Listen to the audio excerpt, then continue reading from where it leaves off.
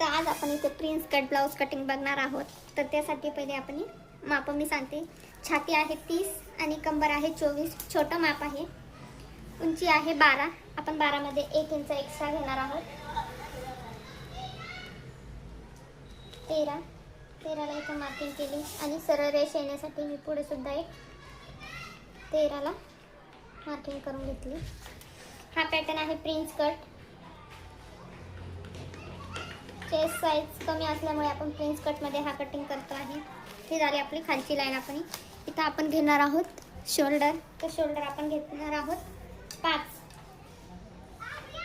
बघू शकता इथे मी 5 ला अजून थोडा हेवी माप असेल तर आपण 5.5 सुद्धा घेऊ शकतो, पण ठीक आहे 5 त्यांना बरोबर होईल। आणि गळा रुंदी इथं मी 2 घेते आहे। इथं 2 ला गळा रुंदीला मार्किंग केला आणि शोल्डर घेतला आहे 5। आर्महोल साठी 5 पण ठीक आहे, 5.25 ला मार्किंग केलं मी या पद्धतीने। 5 जरी घेतलं तरी चालेल। आता छातीचा चौथा भाग आहे 7.5, तर इथे मी 7.5 ला मार्क केलं। पुढे एक तुम्ही आवडीनुसार 1.5 इंच 2 इंच घेऊ शकतात। मी 2 इंच घेते, 8.5 9.5। कंबरेचा चौथा भाग टाकणार आहोत। कंबर आहे 24, त्याचा चौथा भाग आहे 6। 1 इंच आपण पाठीच्या टक साठी म्हणून मी तर 7 इंचाला मार्किंग केलं आणि पुढे आपलं 2 इंच म्हणजे 8 आणि 9। तुम्ही इथे मार्जिन 1.5 इंच सुद्धा घेऊ शकता।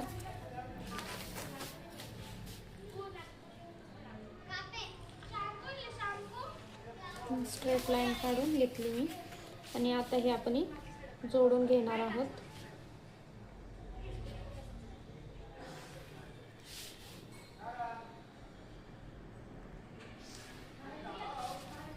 त्या पद्धतीने आता आपण आर्महोलचा आकार देणार आहोत। आर्महोलचा आकार देण्यासाठी नेहमीप्रमाणे आर्महोलचा आपला जिथं हा पॉइंट आहे तिथून जी फिटिंगची लाईन आहे त्याचा मध्य काढायचा आहे। या ठिकाणी हा मध्य निघाला आणि या मध्याच्या पुढे आपल्याला 1 इंचावर मार्किंग द्यायची आहे। या पद्धतीने जर तुम्ही कटिंग केले तर तुमचा आर्महोल मध्ये प्रॉब्लेम येणार नाही, झोळ येणार नाही। आता हे आपण 1 इंचाला घेतले, तिथं आपण आता हे जोडून घेणार आहोत। आता ही लाईन आपल्याला इथे भेटली। आता त्या लाईनचा आपल्याला मध्य काढायचा आहे।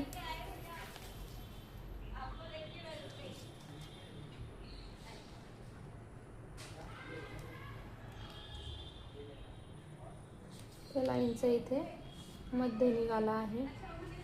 आता इथून खालून 1/2 इंच वरती आणि जो आपण मध्य काढलाय तिथून आतल्या साईडला 1/2 इंचावर आपण मार्किंग केली आहे। बघू शकता 1 2 3 पॉइंट निघाले। आता आर्महोलचा आकार देण्यासाठी आता मागच्या भागासाठी फक्त आपण ही जी लाईन काढली त्याचे जो मध्य आहे त्यालाच आपण जोडणार आहोत। हे 2 आपण 1/2 इंचावर घेतले ते पुढच्या साईडचे आर्महोलचे आहे।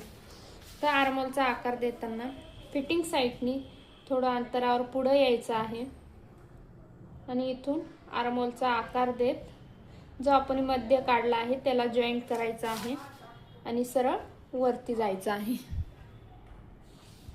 समजतंय? फिटिंग पासून आपण थोडं अंतरावर सरळ येणार आहोत। तिथून वरच्या साईडला जो आपला मध्य काढला आपण त्याला जॉईंट करत सरळ वरती जाणार आहोत। हा झाला मागच्या साईडचा आर्महोल। पुढच्या साईडच्या आर्महोल साठी जिथपर्यंत आपण सरळ आलोय तिथपर्यंत परत आपल्याला सरळ यायचं आहे आणि जो आपण खालून 1/2 इंचावर मार्किंग केला आहे तो पॉइंट आपण इथं पहिले जॉईंट करणार आहोत। या पद्धतीने आपण तो पॉइंट जॉईंट केला आणि जो मध्याच्या मधून तिथून मधल्या साईडला 1/2 इंचावर जो मार्किंग केला आहे तो पॉइंट आता आपण इथे जॉईंट करणार आहोत आणि इथून वरती इथे रेषा आपण जॉईंट केली या पद्धतीने। या पद्धतीने बघू शकता आपला आर्मोल तयार झाला आहे. सोपी पद्धत आहे, खूप काही अवघड नाहीये. आता आपल्याला द्यायचा आहे पुढचा गळ्याचा आकार.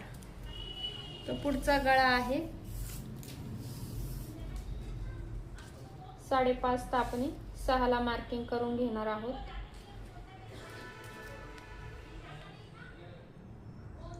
आपण 2 इंच गळा रुंदी घेतली होती.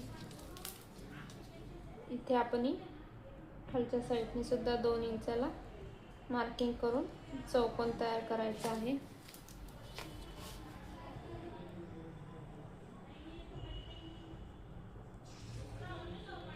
या पद्धतीने आपण तुमचा गोल गळा असेल किंवा पंचकोनी त्रिकोणी वगैरे असेल तर तुम्ही इथे देऊ शकता आकार. आता इथे आपला मागचा भाग तयार झाला आहे. आता आपल्या इथं जो आपला प्रिन्स कटचा कट आहे म्हणजेच जे आहे ते पुढचं आपल्याला करायचं आहे. तर त्यासाठी मी खालच्या साईडने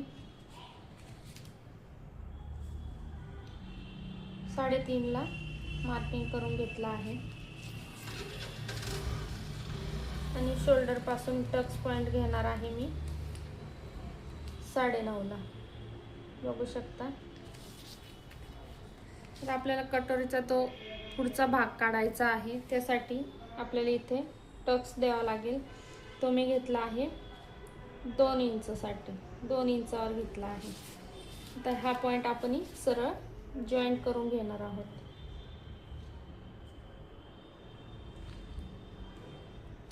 बघा या पद्धतीने. आणि हा इथे आपण आता आर्मोलला आपल्याला जॉईंट करायचे, त्यासाठी इथून आपण सरळ जाणार आहोत. इथून सरळ घेत आपण जो आपला प्रिन्स कटचा कट असं या पद्धतीने बघा दिला आहे. आणि जो आपण 2 इंचावर इथं मार्किंग केली आहे त्यानुसार आपण थोडं रेष खाली येणार सरळ आणि तिथून आपण आकार देणार आहोत. बघू शकता या पद्धतीने.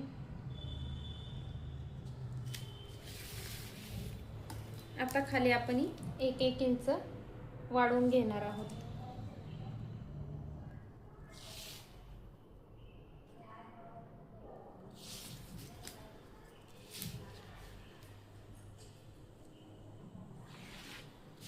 तर हे सरळ आपण खाली रेषा वाढवून घेणार आहोत जिथं 1 इंच आपण घेतला आहे.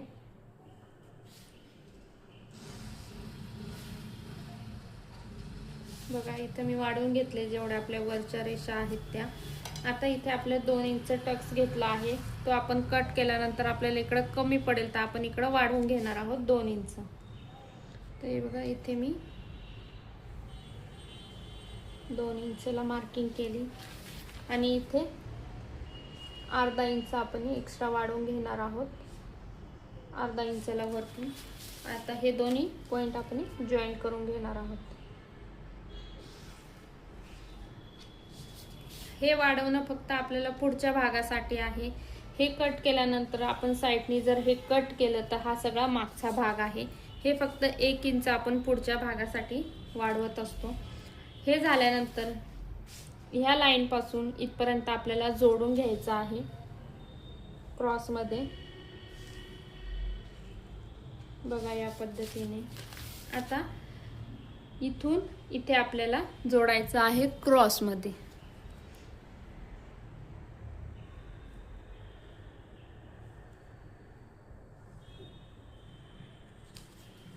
या पद्धतीने आपला तयार आहे पॅटर्न. आता कटिंग कसं करायचं ते मी दाखवते.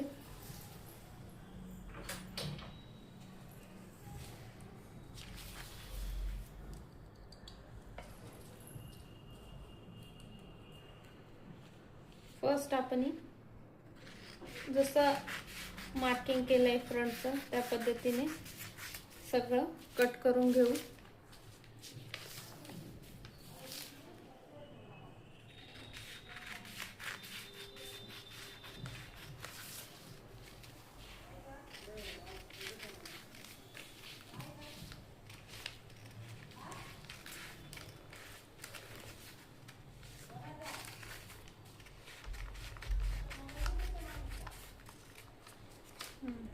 कट झालं.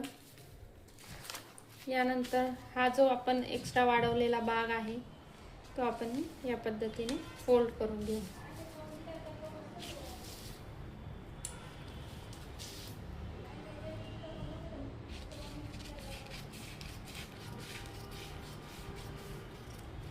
एक्स्ट्राचा भाग आपण कमी करून टाकला. बॅक साईडचा जो पेपर आहे त्याचा, फ्रंटचा नाही करायचा कारण की तो आपला पुढचा भाग आहे.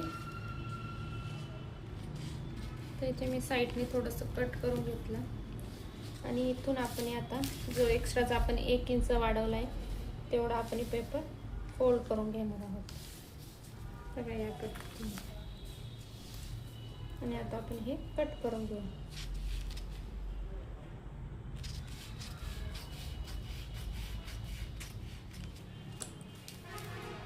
यानंतर हे दोन्ही पेपर आपण वेगवेगळे करून घेणार आहोत.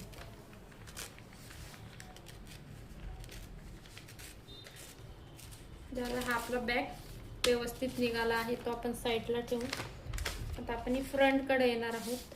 तर फ्रंट मध्ये आपण हे क्रॉस मध्ये लाईन मारल्या होत्या खालून, ते आपण पहिले कट करून घेऊ दोन्ही साईडच्या. त्यानंतर आर्महोल आहे तो आपला पुढचा, तो आपण कट करून घ्यायचा आहे.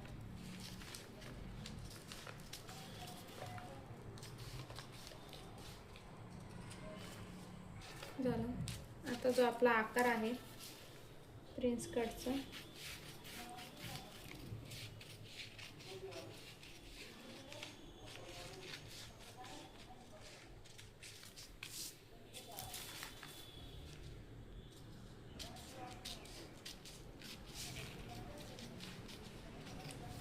या पद्धतीने आपले पॅटर्न तयार आहे.